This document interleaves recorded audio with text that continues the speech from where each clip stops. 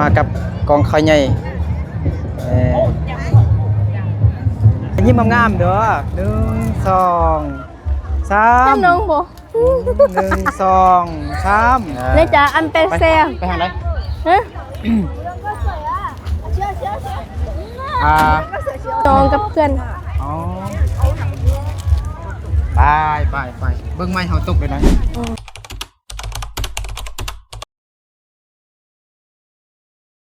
กับทักทายสวัสดีพี่น้องบนสุขุสุคนเด้อยินดีต้อนรับเข้าสู่2บ่าวนึกพอปลายเส้นเก่าเหมือนเคยเนาะตอนนี้บ่าวนึกกับซาวลีมาเที่ยวมาชม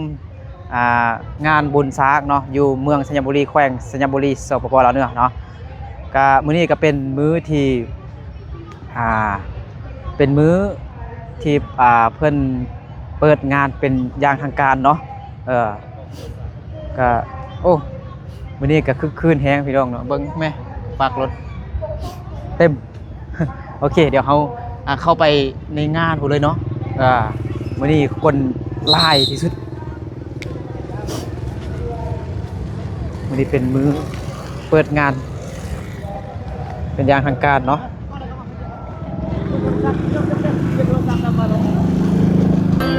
โมเมนต์หาว่าผ่านว่ามีความเสียวซ่านผิดสักวังของผู้ท ป้าโทรมานี่เป็นมือแท้เบิ้งคือคืนแห้งพี่น้องส่วนเผาบ่นึกในลายก็มู่แหละเพราะว่าอยู่แข้งสัญญาณนี่ส่วนเผาไล่ลายเนาะนี่เธอเป็นมือแท้เนาะ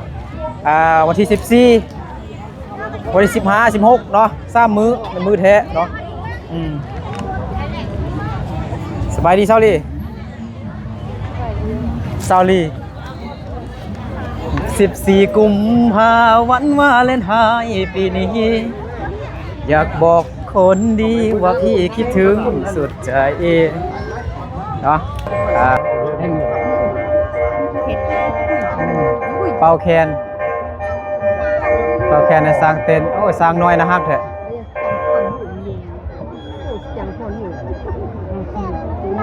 ขอเสียงตบมือให้อีกครั้งด้วยกับการแสดงของพวกเรา I would like to inform to the owner of the drone is flying. Please stop flying because it's scaring the elephant. Please attention. สร้างน้อยเต็น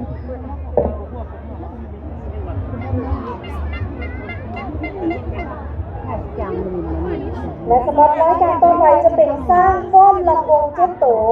นำแสดงโดยหมายเลข43เมโดคำพูดอายุ6 ปีสร้างฟ้อนลำวงเมลูกตาลอายุ เจ็ดโต 5 ปีหมายเลข42เมบุญศรีอายุ สร้างสิฟ้อนลำวงแล้ว เมลูกตาลอายุ8 ปีและหมายเลข44เมคำมุนใหญ่อายุ5 ปีหมายเลข48เมคำมุนน้อยอายุ3 ปีหมายเลข46เมโฟวินอายุ3 ปี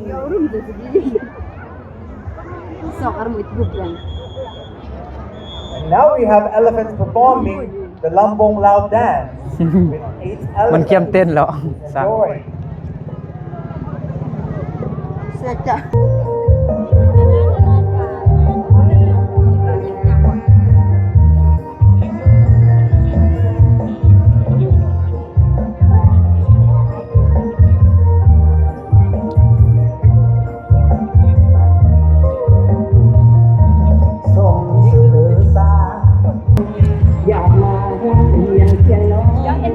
ทานผู้ส้ม เต็มเนาะบุญสร้างกับมาเบิ่งสร้างบรรยากาศพี่น้องเนาะคึกคืนแห้งวันนี้เป็นมื้อที่เปิดงานเป็นอย่างทางการเนาะวันที่14 เดือนกุมภาพันธ์เนาะปี2026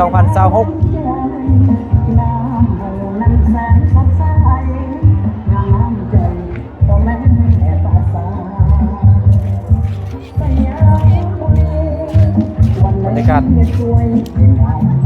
คึกคืนแห้งต่อไปเป็นช้างแกว่งบวง Please enjoy the elephant's performance with the hula hoop. There are 4 elephants. Their names are Dog เบิ่งช้างแกว่งบวงพี่น้องเนาะ Mare Povin.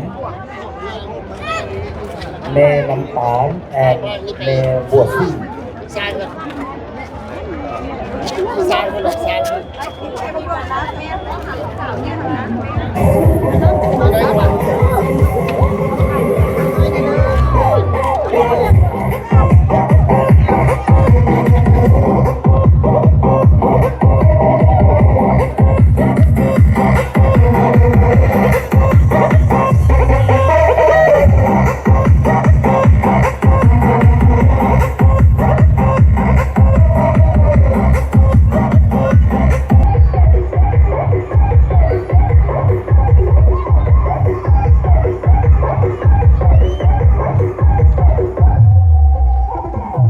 ้างแปลงพวกสร้างน้อย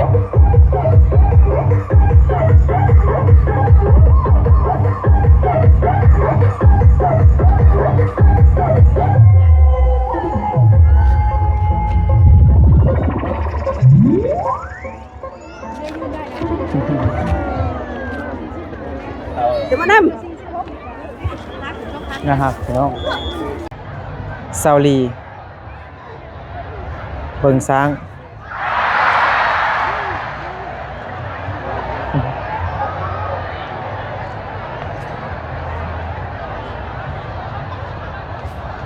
ม่วนบ่ โง่บ่เห็น เว้นช้างเนาะมึงแม่คนเต็มเลยเนาะอยู่นี่ซุ่มเบิ่งก็ได้แต่ว่าตอนนี้ช้างกำลังแสดงการสับมักปุ่มเป่า มักเบงพี่น้องเนาะคือคืนแห้งบรรยากาศเธอผสมกับขี้เหงื่อขยะพี่น้อง บ่มีทุ่งขี้เหงื่อเถอะมีอยู่ทางข้างเลยแต่ว่าเพิ่นบ่อันนั้นเนาะ ต่อไปจะ เพิ่นบ่ใส่หั่นน่ะเพิ่นบ่ทิ่มใส่กระตาขี้เหงื่อ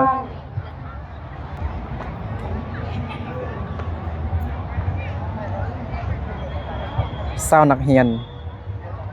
จับถุงศาสตร์ เศร้านักเรียนงามจบเบิ่งเศร้าพี่น้อง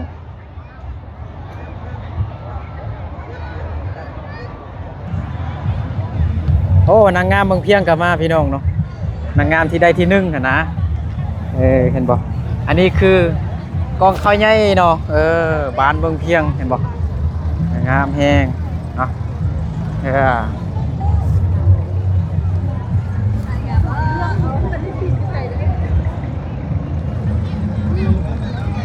นางสาวธิดาเมืองเพียงกลับมาเนาะงาม หั่นได้ใครเฮาท่อง ถ่ายบ่หรือว่าวิดีโอถ่ายบ่เดี๋ยวโอ้เบิ่งเดียวบ่นั่นเนาะนางสาวธิดาเมืองเพียงงาม โอ้โหบ่ได้เอาหมวก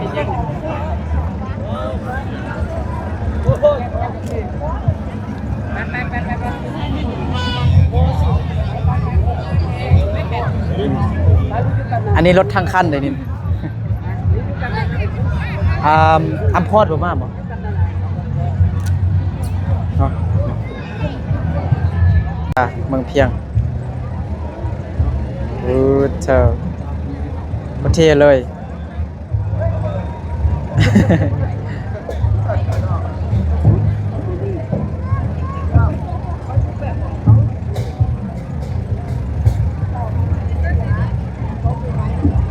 นางงามเมืองเพียง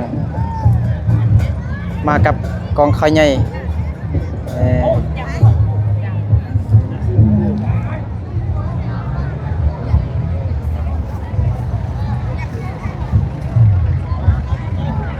กองข้าวใหญ่โอ้รถหุ่นได้ทางคันพี่น้องเนาะโอ้มีตัวควาย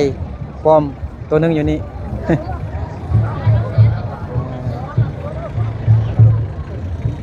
ลี่เซาลี่เมาเนื้อกับเซาลี่ยังบ่ทันได้กินข้าวเถอะอยากกินข้าวเช้าอยู่แต่ว่ายังบ่ทันวางเถอะเลาะถ่ายบรรยากาศให้พี่น้องได้ครับเบิ่งได้ครับส้มก่อนเนาะนี่คือคืนแห้งขี้ฝุ่นกับปานขี้ฝุ่นพี่น้องยินดีต้อนรับเข้าสู่งานมหกรรมบุญสร้างแขวงสัญญบุรีประจำปี 2026ฮะ ไปมื้อนี้เบิ่งทางคนแล้วก็เบิ่งทางช้างเนาะ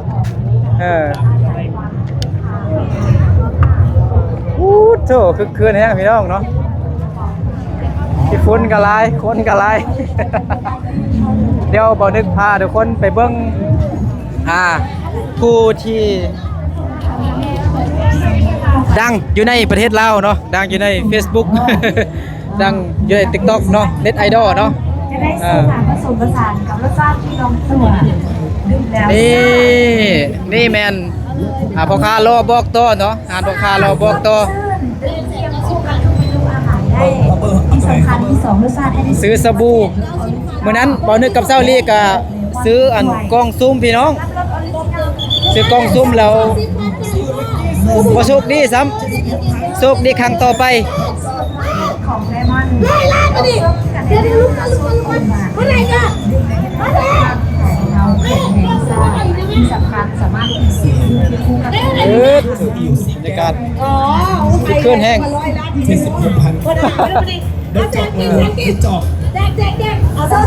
เซาลีไปปุ๊บมาซื้อกล้องซูม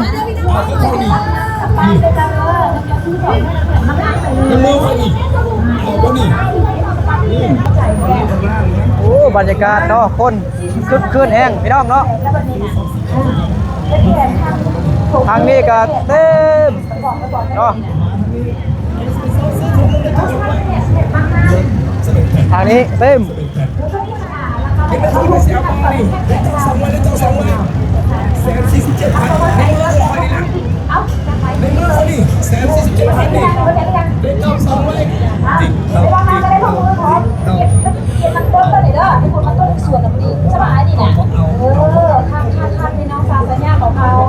เอาว่าไอ้มาทะลุเอาบ้างน้ำไปใส่น้ำที่วัดที่เกินที่ซานเอาชุดเอาตัวไหน ปาจี้สบายดี สบายดีเดี๋ยวพี่ สบายดี พี่ โอ้ พูด น้องไปจี้เป็นบ่น้องของไปจี้เป็นบ่อ๋อ เอา สบายดี ก็ได้ ผู้สาววงไปแต่ผู้งามเด้มาเอาพอดีเจอใส่น้องไปจี้มาลิ้นบุญสร้าง บุญช้างเนาะน้องไปยุ่งกับน้องดวงใจกำลังมาเนาะยังบ่ทันฮอดเถื่อโดยสบายดีน้องเฟิร์น โดยหมู่ของเศร้าลีพี่น้องเนาะน้องเฟิร์นไข่เขายังกับกะแลมวะกะแลมหวาน ขอบใจ เดี๋ยวบ่นึกเลี้ยงกะแลมน้องปาจีน้องปาเชียบ่แม่นนั่นบ่ อันเนี้ยที่ตาหน้า บ่ต้องอายนางเอกบ่ต้องอายเด้อโอ้ย เอาซี่อื่นได้ไหมซี่อ่อนมัน เอาซีออนเนี่ย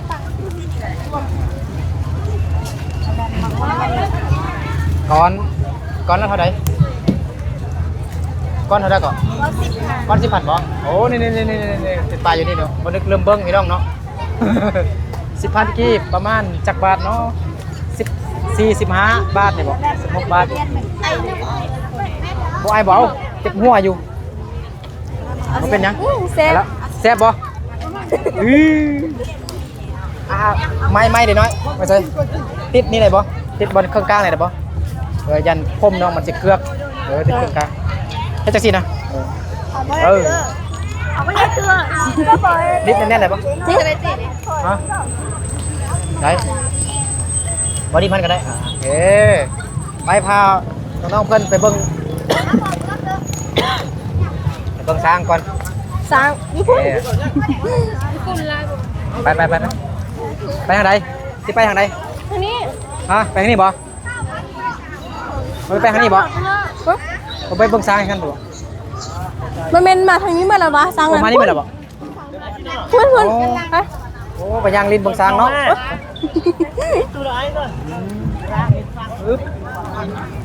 โอ้คือคืนแห้งเนาะคนไล่ขี้ฝุ่นก็ไล่ นี่ เนาะขี้ฝุ่นก็ไล่น้องไปจีก็กินกะแลมไอศครีมบ้านไล่พุ่นน่ะ สร้างน้อยสร้างน้อยโอ้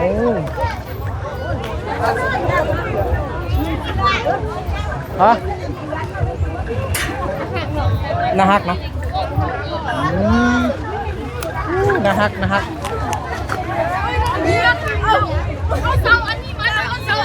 เบิ่งผู้สาวมาเอาเงินให้ซะ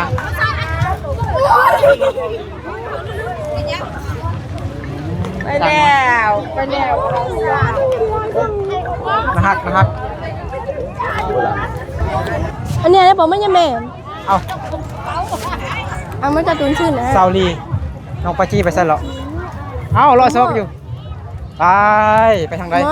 มันคือไม่ทับ สามเศร้า มัน สี่ ไม่ เศร้า ใช่ไอ้ม่อย ฮะ ชื่อเกียร์ขา นี่ก็แม่นหมู่บ่สบายดี มูยูสัญญา เอามึงสิบ่ โอ้ เอาเงียบอยู่ ย บ่ เป้าแจวชงกัน ฮะผู้สาวบ่หรือว่ามีผัวเหรอ สาว สาวบ่อ๋อสบายดีเด้อซื้อว่าจากไหนก่อนหมู่ซื้อว่าจากไหนซื้อหยังซื้ออาจี ก็เบียร์ใหญ่ ฮะ เล่นเชียร์ เนเชียโอ้ซื้อยากเนาะซื้อ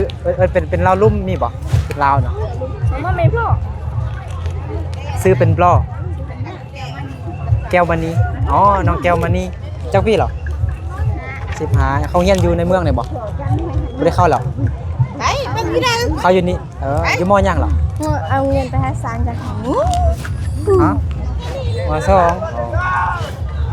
หมูของน้องปัจจี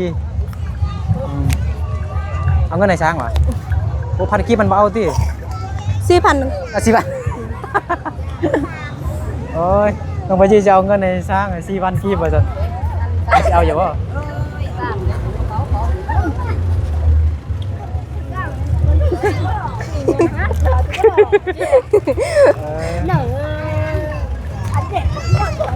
เอาปะจิเดินทางต่อไปทางใดฮะน้องแก้วมานี่เอาหมู่น้องไหนกันนะไปเนี่ยไปเซลินทางอื่นก่อนนะ แป้งบอลงกองเลย งาม เราจะนึกว่าจะงู แต่ละคนนี่โสดเมื่อไหร่นี่โสดนั่นบ่โสดแท็กคอเบอร์ก็ได้เนาะนั่นบ่คันผู้ใดที่บ่โสดนี่คอเบอร์บ่ได้ก็บ่ดึกมาแต่เช้าพี่น้องเนาะแต่ 7-8 โมงตอนนี้ก็เวลา 10 โมงแล้วตอนนี้ เลือดทอด แดดฮ้อนแล้วก็ฝุ่นขี้ฝุ่นก็หลายเนาะน้องปาจีก็กินไอศครีมกับหวานหลายเนาะแดดฮ้อนเนาะไปอยู่โฮมไป แบบขี่รถต่ำกันค่ะ ขี่รถอยู่ไสพูดนะคันเท่าใด 30 10,000บ่คัน 10,000 30 30บ่ไอ้เคยขี่อยู่เวียดนามหมดแล้วบ่ค่อยม่วนปานใด ขี่10 นาที มาตอนจักโมงก่อน ตอน7 โมง โอ้มาแต่บ้านห้านบ่ดีนะมาไป อาเจ๊ ฮะ ฮะเจ้าฮะฮะเจ้า 4 กุมภาเท่าไหร่ก่อน โอ้ชิจะก้าอ๋อตอนนั้นนึงอันนี้เยอะตอนนั้นนึงอันนี้เยอะน่าจะไปจิถ้าจิบเหรอ 1 2 3 4อุ้ย14 กุมภาเลยได้พี่น้องเนาะ ฮะอะไรมีแฟนกันทุกเดี๋ยวเอานี่มอบให้น้องเนาะ ให้น้อง เอาพูละดอกเลยพูละดอกพูละดอก เวลาดอก อ้าวเลยแก้วมานี่เอาโอ้ยแฟนเบานึกหลายคนแท้เนาะ1 2 3 4 5 คนหุ่น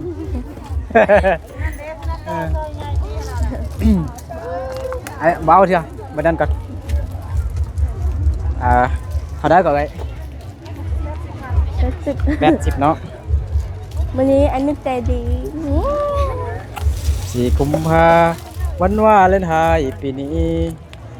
อยากบอกคนดีว่าพี่คิดถึงจังเลย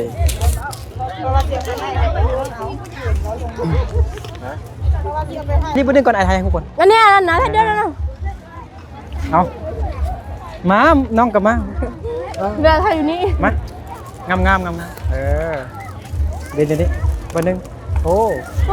ไอ้นึกยังมีแฟนหลายคนอยู่คุณยังบ่ทันมาเหรอ ฮอน เออโอเคเอาเบิ้งกล้องได้เบิ้งกล้องได้ยิ้มเด้อเดี๋ยวเบิ้งต้องทางนี้เอออดทนหน่อยนึงเด้อไอ้ยิ้มงามๆเด้อ1 2 3 น้องบ่ 1 2 3มีแต่ผู้จบผู้งามพี่น้องเนาะ เห็นน้อง โอเคเห็นอยู่โอเคได้แล้วอ้าวถ้าดีๆกันแม่น้องมีเตะหัวสิ เอ้าน้องมีแต่หัวซื้อเอาไหม1 2 3คือว่ามันมืดจังหน่อยนะนี่โอเคนี่แม่นแล้ววันนี้อดทนหน่อยนึงเด้อ1 2 3ปั๊บได้แล้วไปอันนี้ผู้บ่าวซื้อให้บ่ บ่ สมัครเบ่งสมัครเบ่ง ซ้ำให้น้องกับเพื่อน อ๋อไปเบิ่งไม้เฮาตกเลยนะว่าขี้ฝุ่นหลายเนาะ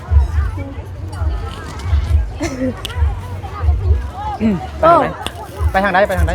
อันนึก ฮะ เดี๋ยวบอกน้องไปซื้อกระเลมให้เขาก่อน อ๋อบอกไป นุ่งเสื้อแบบนี้แห้งฮ้อน แม่นแกเลย ย่าแหละ แกเอาไปไว้ก่อนลงไปจี้ให้เอลีนุ่งก็ได้ ย่าแหละน้องนุ่งเองก็ได้ ต้นฮอนดิเอาไปบรรยากาศคึกคืนแห้งพี่น้องเนาะนะตอนนี้ก็เป็นโมงสวยๆแล้วเนาะก็เพิ่นก็กินข้าวกินน้ำเบียร์ก็มีผมมีแต่เหล้าเนี่ยเพิ่นกินเหล้าเดี๋ยวพาน้องปาจีไปซับมักเบ้งปุ้มเป้าน้องปาจีซับมักเบ้งเก่งเด้เนาะซับได้กระตุ้นตัวใหญ่ตัวนึงเนาะปาจีทางไหนทางนี้บ่ไปอากาศร้อนอบเอาที่ฝนกระไรพี่น้อง เดี๋ยวไปนึ่ง สับปังเบ้งกินน้ำก่อนไป 38ครับเลนะเด้อทรงเสื้อทุกโต38ครับเลนะเด้อทรงเสื้อทุกโต38ครับเลนะเด้อบนน้องปะจีซับอยู่บนได้นี่แหละบ่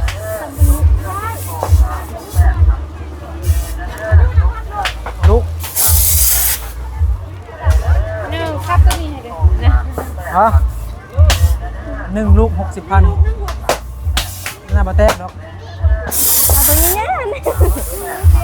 บ่ยักเสี่ยงนะน้องปะจีซับปังเบ้งกินน้ำเอามัน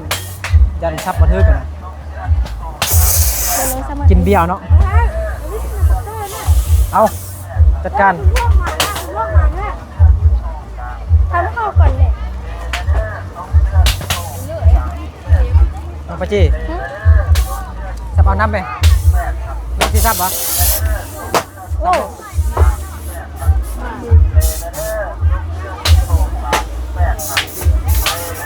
น้องปาจีเซาลีกับน้องปาจีสิซับเบ่งลูกพอได้เอ้ยอันน้ำ10,000บ่ เอาอะไร 10,000ลูก10,000อ่ะ เอาจัง ถ้าได้ก็ได้เอาน้องปาจีมาซับบ่ลูกอ๋อเขาหูขนาดเอ้าน้องปาจีเล่ามึงดูจิม่านอยู่บ่แห้งๆรถโอ้เซาลีแตกมากหนึ่งโอ้น้องไปที่2 ลูกมาแตกคือซาบะไดว่ะ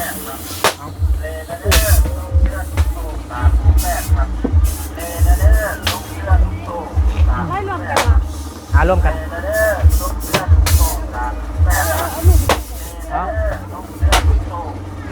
เอาลองดูจักลูกแล้วเด้อไปที่2ลูกแล้วบ่เอาตึมเอา50,0003ลูกแล้ว4 5พอดีพูดละลูกเลยโอ้ไม่ต้องไปจี้ประมาณเลยจักลูกเลยเอาเจ้าลี่ม่าน2ลูกคุณโอเคคือซับอะไรไปเรียนอะไร ขั้นให้น้องไปจี้ซับเอาอันการ์ตูนเห็นจังได้เนาะ2ลูกเมื่อกี้บ่ได้ซ้ำเนาะ เฮ้ยหัวละบันนี้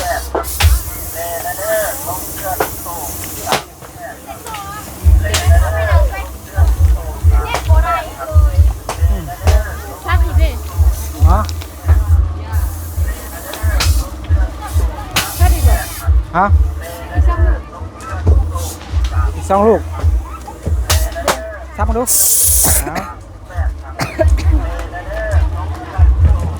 ให้เอลิซับเบิ่งเติม2ลูกเบิ่งดูสิได้อยู่บ่ซับอีซับเบิ่งดู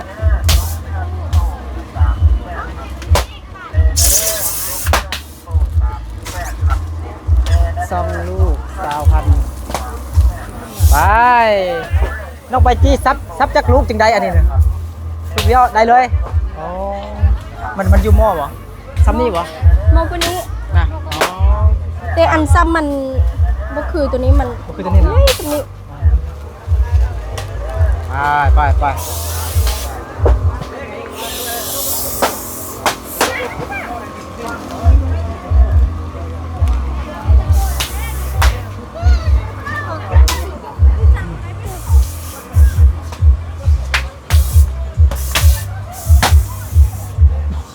ถูก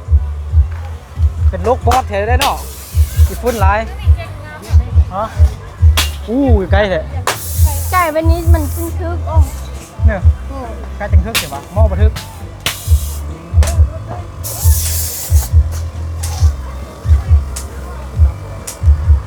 ไก่พวกบันทึกดิ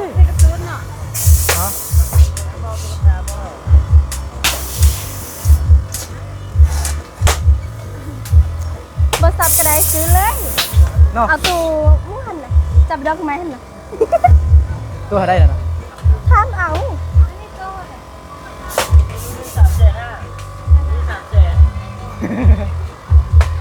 อากาศเริ่มร้อนแล้วบ่ซื้อแล้วก็แล้วมันร้อน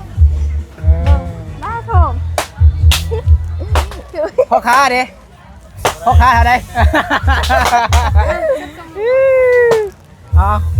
พูดละลูกดูฮะซักเอาน้ำเอานะเอาเลยนะเอาพูดละลูกมึงดูเอาตุ๊กตาเอานะนี่ด้วยเซาลีกับเซาปาจิซับลูกซับกันแม่เซาลีเก่งแหละเอาปาจิโอ้ได้แล้วเก่งไก่วันนี้น้องกินซับคือ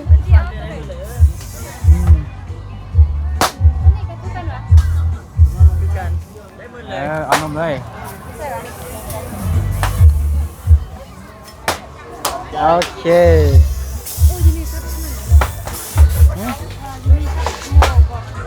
โอ้มันนี่สุดม่วน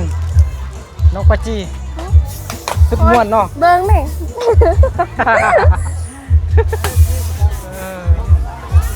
อะไรใครแตกเนาะปานไปงัดมันต้นว้าตัวตุ๊กตาตัวแรกกับตัวงามๆเนาะงามคือผู้สาวน้อย18 ปีอันนี้มันจกสลากเบิ่งเล็กเนาะเคยหลายครั้งแล้วบ่ทึกจักเทื่อ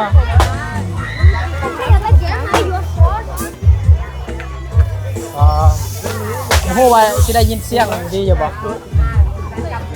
ปาจิความรู้สึกเป็นจังไดฮะความรู้สึกเป็นจังไดมาเที่ยวงานมหกรรมบุญช้างฮอนสิพูดหลายเนาะเอลี่ เดี๋ยวเราไปนั่งกินน้ำกันไปเบานึกหูซึกเจ็บหัวหน่อยนึง เรื่องไม้กระตุ้น ฮะ สังกตฮัลโหลเอาสังกตมาพัฒนาก่อน ลูกค้ามาซื้อกล้องซุ่มนำหานพ่อค้ารอบอกต่อพี่น้องเนาะเห็นบ่ให้หันขนาดเลย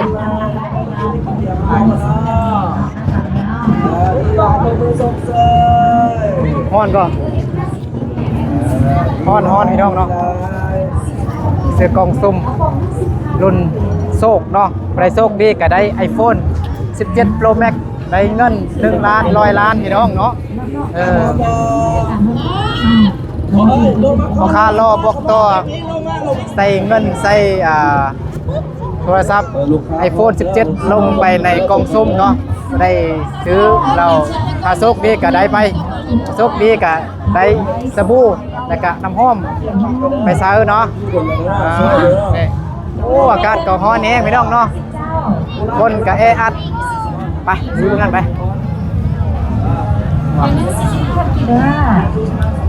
บรรยากาศรุ่นเบานึกกับซาวลี่เนี่ยทนแดดทนฝน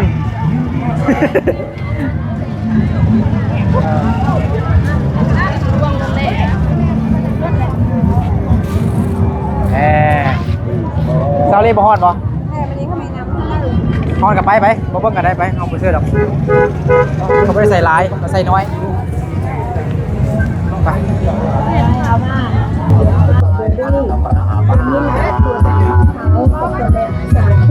ใกล้เสื้อเนาะปั๊บปักซิปดังๆอยู่ใน TikTok แล้วก็เพจ Facebook เนาะเพจตัวจริงเด้อมาเดินคนดังปั๊บปักซิปไปเจนอมมาบ่เจนอมก่อน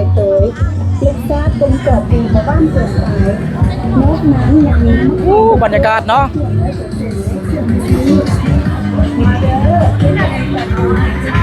เจนอมเอ้าหมดแล้วเนาะโอ้บรรยากาศคืนแห้งพี่น้องเนาะสาวกันไรสาวหน่อยสบายดีสาวสาวลาวเนื้อเนาะงามบรรยากาศคึกคืนแห้งพี่น้องเนาะสนุกดีเนาะหลายคนมาเที่ยวมาลิ้น